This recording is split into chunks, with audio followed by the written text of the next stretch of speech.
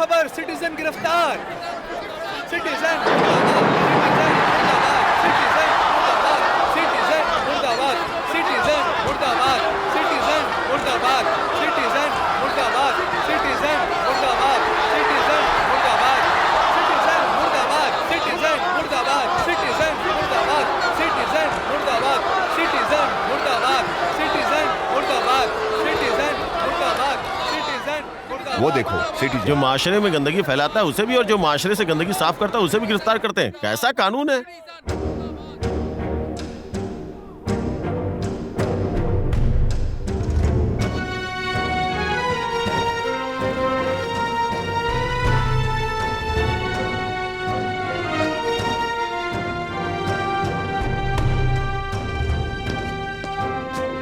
इस पर हाथ रखकर कसम खाकर कहें, मैं जो भी कहूंगा सच कहूंगा, सच के सिवा कुछ नहीं कहूंगा।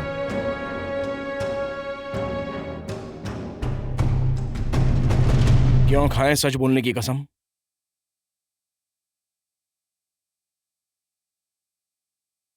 माय लॉर्ड, इन्हें यह भी नहीं मालूम कि कसम क्यों खाते हैं, फिर भी इन्होंने लॉ में गोल्ड मेडल हासिल किया है ना अजीब बात? तो क्या हमें गोल्ड मेडल देने वालों को आप बेवकूफ समझते हैं? अपनी गुफ्तगू में उलझाकर आप अदालत को गुमराह करना चाहते हैं। दुनिया के हर मुल्क में, हर अदालत में मुल्जिम से कसम खाने के लिए कहा जाता है, ये रिवाज है। कसम खाने वाले ऊपर वाले से डरकर, जमीर से डरकर सच कहेंगे, ऐसा अकीदा है। लेकिन आप उसका मजाक उड़ा रहे हैं। My Lord, he is insulting the entire legal system. My Lord, मुल्क की सियासत में जो सियासतदान और आला ओहदेदार हैं, मुल्क और मुल्क की खातिर ईमानदार रहने की कसम खाते हैं। क्या कसम खाने वाले सभी ईमानदार हैं? नहीं। कानून की बेइज्जती होने वाले मुल्क में यहां खड़े हुए लोगों को कसम खिलाते हैं, इस बात का क्या मतलब है? क्या किसी को कसम नहीं खानी चाहिए? अगर कसम खाने के बाद हम कहें कि हम बेकसूर हैं, तो क्या हमें आजादी मिल जाएगी? ये कैसे मुमकिन हो सकता है? फिर क्यों कसम की खातिर वक्त जाया करते हैं वकील साहब? मिस्टर सिटीजन, अदालत के तौर तरीके नहीं बदल सकते, ये आप जानते होंगे, क्योंकि आप कानून को बेहतर जानते हैं। बिल्कुल रखते हैं माय लॉर्ड। कायदों को नहीं बदला जा सकता, कोशिश करके इंसानों को बदल सकते हैं। नेताओं को नहीं बदला जा सकता, कोशिश करके अवाम की किस्मत बदली जा सकती है। अवाम की किस्मत को जुर्म के रास्ते पर चलकर बदल सकते हैं आप? हम बदल सकते हैं या नहीं, ये तो वक्त बता देगा। मिस्टर सिटीजन, आप क्या हैं? अरविंदम हैं, एंथनी हैं, या फिर अब्दुल्ला हैं? मतलब है कि आप हिंदू हैं, ईसाई हैं, या फिर मुसलमान हैं? जवाब दीजिए। हमारा हर मजहब से रिश्ता है, ऐसा हमारे जानने वाले कहते हैं और कहेंगे। आप क्या कहते हैं? सिटीजन जाति, धर्म, भाषा इन सब से परे है, एक हिंदुस्तानी शहरी। आप आम शहरी नहीं हैं। कानून, इंतजामिया और अदालत, इन तीनों में से तीन ऊंची शख्सियतों को अगवा करने वाले गुनहगार मुल्जिम हैं आप। अब बताइए, उन्हें क्यों अगवा किया? उन्हें अगवा किया तब तो इस मुल्क की आंखें खुली। पुलिस और सीबीआई सभी हरकत में आ गए। सीबीआई और पुलिस के पास कोई और काम नहीं है? मुल्क के सियासतदानों की हिफाजत करना और उनके किए गए घोटालों पर झूठी कार्रवाई करना, यही काम है ना? आप अफसरों के साथ नहीं, हुकूमत के साथ खेल रहे हैं। हुकूमत से खेलने वाले हम नहीं, वो लोग हैं जिनकी आप तरफदारी कर रहे हैं, बल्कि वही अफसर खेल रहे हैं।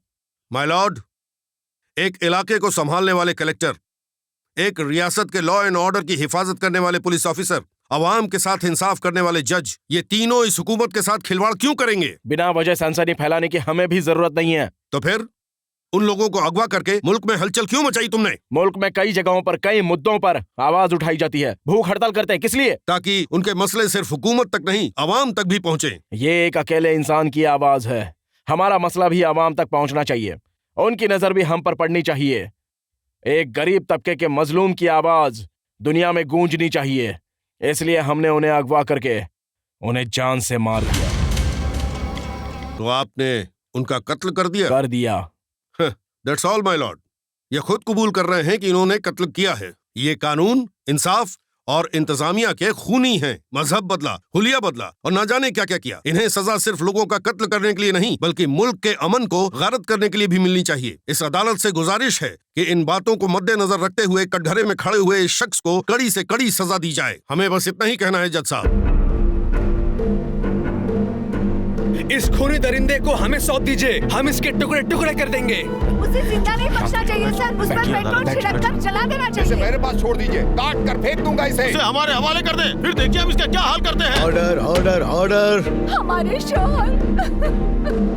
देखिए, अपने वालिद को खोकर रोने वाले बच्चे, शौहर को खोकर रोती हुई बीवी, इन दोनों को क्या जवाब देंगे आप? बताइए, जवाब दीजिए। बोलिए मिस्टर सिटीजन, आपने कत्ल क्यों किया? बोलिए। अब भी अगर आप खामोश रहे तो ये अदालत की तौहीन होगी। कहिए। माय लॉर्ड्स, 3 बेकसूरों को अगवा करके कत्ल किया है। उनमें से एक हमारी अदालत के जज साहब भी हैं। अगर हम इसे सजा नहीं दे पाए तो ये निहायत शर्म की बस बात है। भीख कीजिए। कौन बेकसूर? किसे बेकसूर कह रहे हैं आप? 3 लोगों का कत्ल क्या कर दिया तो हमें गिरफ्तार करने के लिए पुलिस, सीबीआई और कमांडोज के साथ पूरा मुल्क एक हो गया। 695 लोगों का एक पूरा गांव हुकूमत के रिकॉर्ड से गायब हो गया। क्या पूछा किसी ने? पूछा किसी ने? ये क्या है? एक नई कहानी सुना रहा हूँ। ये कोई कहानी नहीं, काली तारीख है। खून खौला देने वाली कड़वी सच्चाई। समंदर किनारे बसे एक गांव को धीरे धीरे खत्म करने की हुकूमती नुमाइंदों की घिनौनी साजिश है। अट्टीपट्टी नाम का एक गांव हुआ करता था। क्या आप में से किसी को इसका इल्म है? इल्म है? इल्म है किसी को? उस नमकीन हवा में उन लोगों के रोने की चीख आज भी सुन सकते हैं। सीने को छलनी कर देती है वो आवाज। रामायण के अहिल्या की तरह ही पूरा का पूरा गांव पत्थर में तब्दील हो गया। अब राम भी कुछ नहीं कर पाएंगे। बंगाल की खाड़ी से हमारे लोगों को बहुत उनसीयत थी। बे ऑफ बंगाल हर साल आती रहती थी, कमर तक ठहरती, 20 दिन तक सोती।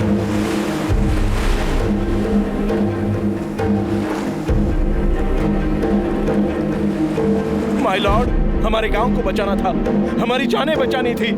एक दीवार बांध कर देने की मांग की। अट्टीपट्टी के अंदर पानी रोकने के लिए बस एक बांध की मांग की थी। चुनाव जीतने के बाद वहां कभी ना झांकने वाला गांव का एमएलए हमारी लाख गुहार लगाने के बाद वहां पर आया और साथ में कई सारे ओहदेदार भी आए।